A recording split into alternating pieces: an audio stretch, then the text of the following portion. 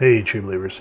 Chris Mack coming at you today with WildCats number 3 from the original Image Run. And I'm glad I finally got this issue. I know we've gone over 1, 2, and 4, so I had to kind of backtrack, and thankfully we've got a good majority of all the 90s Wildcat comics. Speaking of which, the print date on this one was January 1993, and this was called The Big Beatdown. So let's kind of take a moment to talk about who made this book. This is Brandon Choi and Jim Lee, co-creators and story. Jim Lee, pencils. Scott Williams, inks. Joe Chiodo doing colors. Mike Hessler, lettering. And then here's everyone that was working on the book. And we start off with a gorgeous image of Maul. And one thing that I kind of wish that they would have done with the cartoon. So, real quick, sidebar here. As y'all know, I like to get on. When the showrunners for the X-Men the Animated Series was working on creating it, they wanted to make it more serious and thought-provoking. That was kind of the same concept with Batman the Animated Series. I think that's why to this day those shows are timeless, because they are based off stories written by Denny O'Neil or Chris Claremont, etc., so forth. Because it challenged the reader, so it challenges the viewer of the cartoon. As where if you go back and you watch the WildCats cartoon, now I'm not bashing it, I actually really do enjoy it. And if you guys have not checked it out, Tubi, it is a free streaming app. They have the Wildcat cartoon on there, but it's like they took a whole lot of the seriousness of what Jim Lee was doing with the book and just axed it out completely. So it's still fun, but there's not a whole lot of essence to it, like as I was just explaining with Batman T.A.S. and X-Men. So I think that's why the cartoon didn't last for more than one season. And again, going back, they made Maul and all the characters a little too one-dimensional. Like Maul, for example, his power is even though he's this gigantic behemoth that can grow to I think it's unlimited how high or how large he can expand, but the twist to that, what they did in the comic books, is the larger he gets, the more out of control he becomes. Like he can't think right, and he just becomes a big blistering Hulk, just like Bruce Banner. So that's the thing that he has to watch out for. And in this issue, what happens is the vice president has been possessed by a daemonite called Bilal, or I forget how to pronounce it.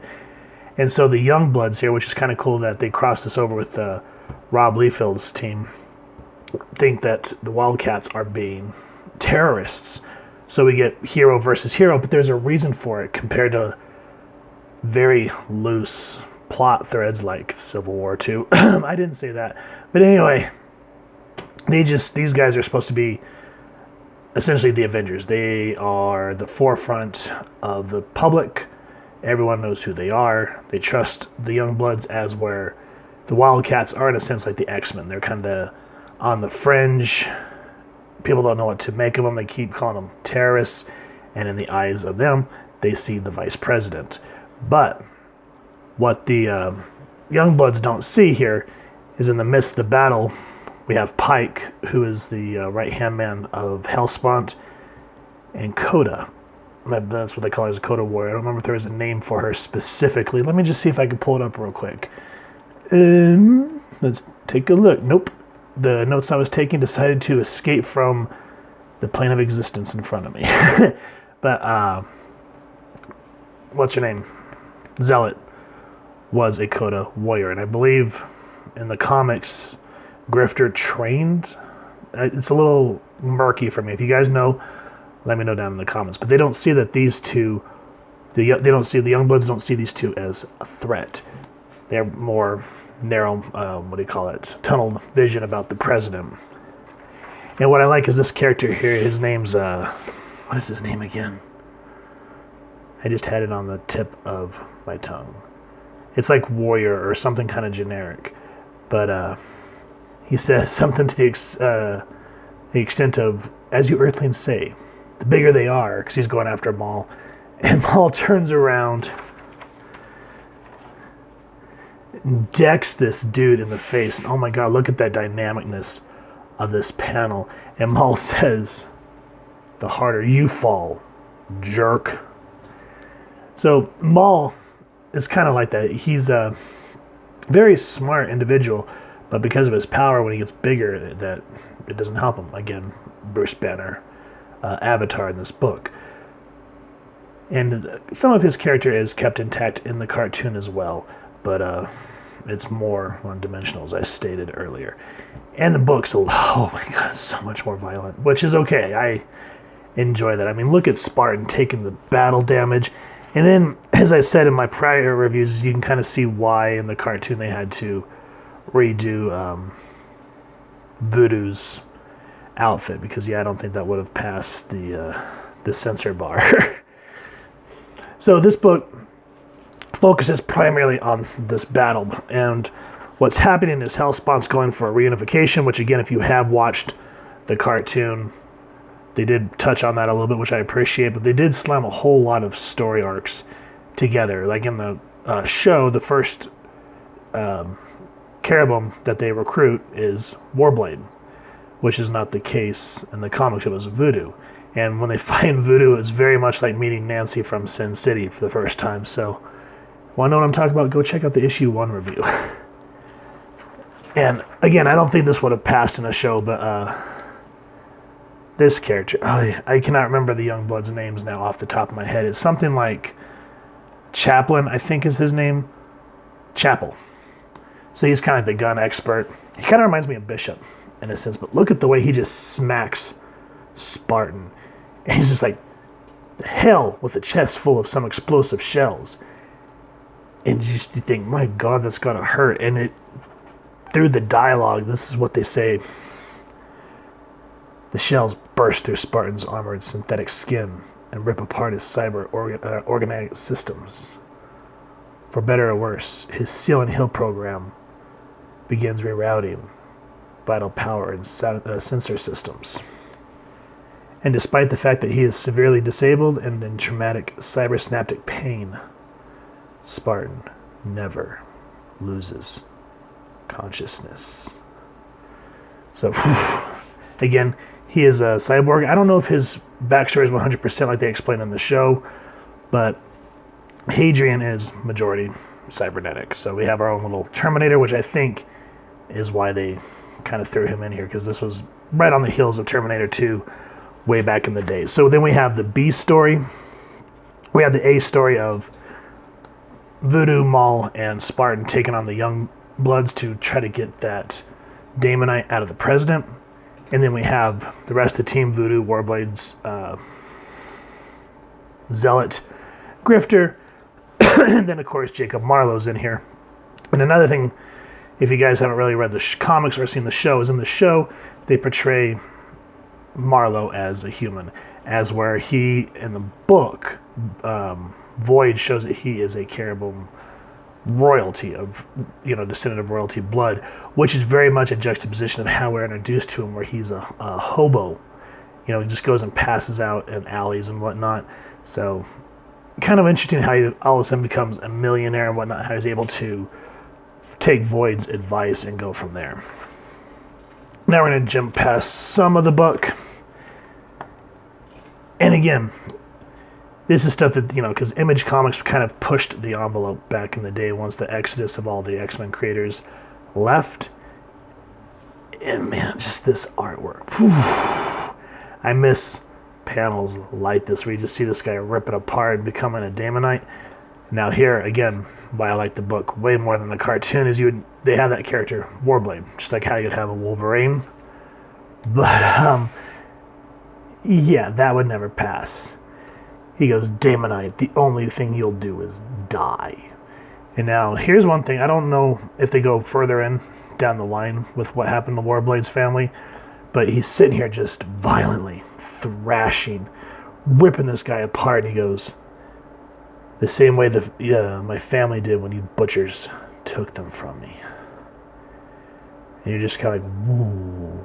Because they in no way, shape, or form touch on that in the show. So, it's nice to kind of go back and see where the source material came from, because, again, I didn't really follow this book when I was a kid. I wish I would have, because you kind of see just how good it was. I mean, I know they're probably not worth a whole lot, but I don't care. I'm always looking for good story, and especially the way Hadrian, in the midst of all his pain, is able to talk Voodoo into using her psychic powers to shut off Maul's rage because he's getting too large. And you get to see just how important of a character she is, because she's very much underutilized in the show, and they even touch on that when Zealot kind of calls her useless. But, you know, she's the only one that's able to detect who and who's not is a Daemonite, and she's the only one that's able to exorcise people, and she's able to save the vice president. How? Well, you just gonna have to find a copy of issue 3 yourself and read it. But yeah, the Daemonites are a lot more terrifying in the comics, and I think they try to make it look more like Alien in a sense, because early 90s, you know, the post-apocalyptic Terminator look, the Alien franchise was like the bee's knees, so I'm sure a lot of that was utilized. I think that's even where the idea of Venom came from, was the xenomorph. I'm not 100% sure on that. If I'm wrong, feel free to make fun of me down in the comments. But the last thing I do want to show in this book, because I want you all to read it, is we see the Final Four. Because this was supposed to be a mini-series, and then the book went away. But because of the time, it got so popular, the book continued, which thankfully it did, because I like to read more of it. But it just makes me laugh because it says, coming this January, the cataclysmic conclusion to the WildCats miniseries. The last issue will be polybagged with a special WildCats Topps trading card, and will also include a sneak preview of Larry Stroman's Image Project Tribe. And oh man, gimmicks. Back in the day, I could see how the comic bubble hit, because there was just too many gimmick. You know, there was too many foil covers, too many polybags, too many overprinted trading cards. But, you know, umpteen years later, now it's like anytime we get a polybag or a trading card that's comic book based, you kind of grab it and you cherish it, because it just doesn't happen anymore. You know, it's like, to hell with how much it's worth. Just the idea of being able to have those little tangible bits, it's just very nostalgic and also just really awesome at the same time. So guys, WildCats number 3, I know I didn't really give a whole lot in terms of the plot. I just kind of wanted to poke through the book, give you some ideas of what I thought, because this to me, WildCats, I think, was a really cool idea, and I just really enjoy the characters. And, you know, I'm biased. I really love Jim Lee. Have since I was a kid. Same with Tom McFarlane and Rob Liefeld. So what can I say? I was a 90s kids in terms of comic books. So with that said, if you guys have enjoyed this comic book, please, first and foremost, support your local comic shop and pick up a comic book. This comic book also. And if you've enjoyed this review, we really would appreciate if you take a moment to hit like, share, and subscribe. Helps the club channel more than you could possibly know. And if you won't mind hitting that fancy little caribou bell next to subscribe, that way as we continue to upload content, you guys will get notified. Come to the channel, and we love to hear your feedback and talk with y'all down in the comments below or on our social media pages, which I'll make sure to leave the links down in the description. So with all that said, thank you so much for stopping by.